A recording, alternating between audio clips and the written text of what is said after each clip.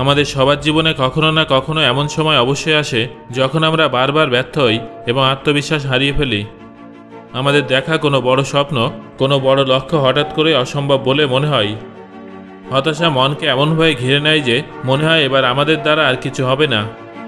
জীবনে যখনই এমন কঠিন পরিস্থিতি আসবে, যখন আপনার নিজের যোগ্যতা, নিজের ক্ষমতার উপর থেকে বিশ্বাস উঠতে শুরু করবে, তখন এই দুটো গল্প মনে করবেন, যেটা এখন আমি আপনাদের শোনাতে চলেছি। বিশ্বাস করুন, আপনার সাহস, আপনার আত্মবিশ্বাস নতুন উদ্যমে পুনরায় ফিরে আসবে।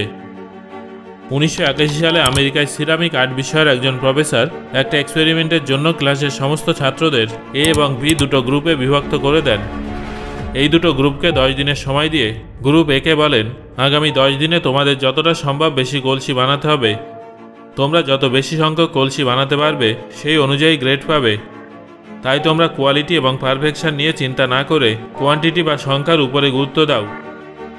তারপর তিনি বি গ্রুপকে বলেন যে আগামী 10 দিনে তোমাদের একটাই কলসি বানাতে হবে, তবে হ্যাঁ, সেটা যেন একদম পারফেক্ট হয়, কারণ তোমরা কলসির পারফেকশনের উপরে গ্রেড পাবে, কোয়ান্টিটি বা সংখ্যার উপরে নয়। 10 দিন পরে যখন প্রফেসর উভয় গ্রুপের কাজ দেখেন, তখন তিনি অবাক হয়ে যান, কারণ গ্রুপে যাদের বেশি সংখ্যক কলসি বানাতে বলা হয়েছিল সেই গ্রুপের প্রথম দিকের কয়েকটা কলসি একেবারেই ভালো হয়নি, তবে পরের দিকে সমস্ত কলসিগুলোই ভীষণ ভালো হয়েছিল এবং বেশিরভাগই প্রায় পারফেক্ট ছিল, এবং কোয়ান্টিটির দিক থেকে গ্রুপ বির তুলনায় অনেক বেশি ছিল। অন্যদিকে গ্রুপ বি শুধু একটাই কলসি বানিয়েছিল, যেটা প্রায় পারফেক্ট ছিল, তবে তারা 10 দিনে একটা কলসি বানিয়েছিল। গ্রুপ বি তাদের বেশিরভাগ সময় এটা ভাবতে এবং প্ল্যানিং করতেই কাটিয়ে দিয়েছিল যে একটা কলসিকে কিভাবে পারফেক্ট করা যায়। গ্রুপে যখন কলসি বানানো শুরু করেছিল, তখন প্রথম দিকে তারা ভীষণ খারাপ মানের কলসি বানিয়েছিল। প্রথম দিকে তারা অনেকবার ব্যর্থ হয়েছিল, কিন্তু তারা ভুল থেকে কিছু না কিছু শিক্ষা পেয়েছিল এবং সেই শিক্ষাটা কাজে লাগিয়ে পরবর্তী কলসিটা আরও ভালো করে বানিয়েছিল। নিজেদের প্রত্যেকটা ভুল থেকে শিক্ষা নিয়ে সেগুলো শুধরে নেওয়ায় তাদের পরবর্তী প্রচেষ্টাটা আরও পারফেক্ট হতে থাকে।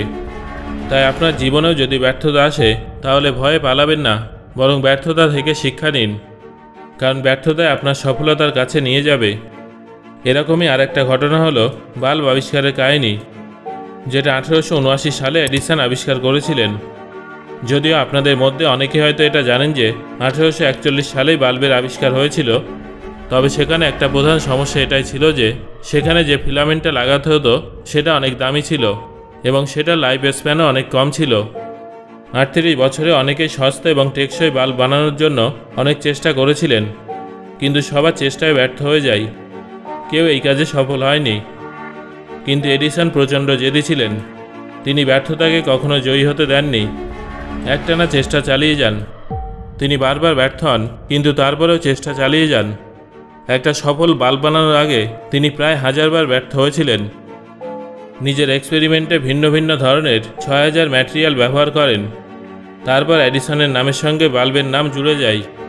আর আজ অনেকেই জানেন না যে 1841 সালে ফ্রেডরিক দি মলিন্স প্রথম বাল্ব আবিষ্কার করার চেষ্টা করেছিলেন। আচার্য চাণক্যের বক্তব্য অনুযায়ী ব্যর্থতাকে নিজের ভাগ্যের দোহাই দিয়ে পরিস্থিতিকে দোষ দিয়ে কোনো লাভ নেই।